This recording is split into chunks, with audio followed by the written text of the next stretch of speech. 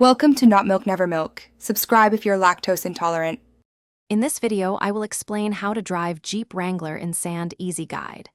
Deflate tires to recommended pressure and keep a steady throttle to maintain momentum without spinning. Shift into four-wheel drive and use low range when needed, steer smoothly, and pick firmer lines near vegetation or water.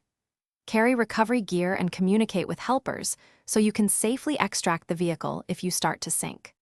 Check tire pressure before you leave and lower it to improve flotation on soft sand, aiming for typical off-road ranges.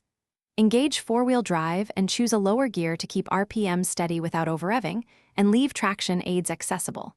Keep distance from other vehicles, scan for soft spots or ruts, and plan your route to avoid surprises. If you get stuck, avoid aggressive throttle and call for assistance if needed.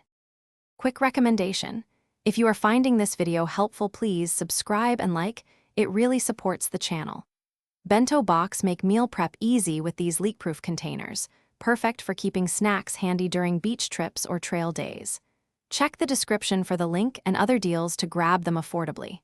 Your support helps us make more guides, and we appreciate every thumbs up and subscription. Now let's get back to the video. Use momentum wisely by building speed before deep sections and easing off as you crest dunes to avoid hanging up. Disable traction control when limited wheel slip prevents movement, but re-enable it for rocky or mixed terrain. Carry essentials like traction boards, a shovel, rated tow straps, a jack, and a gauge, and practice recovery techniques with a partner.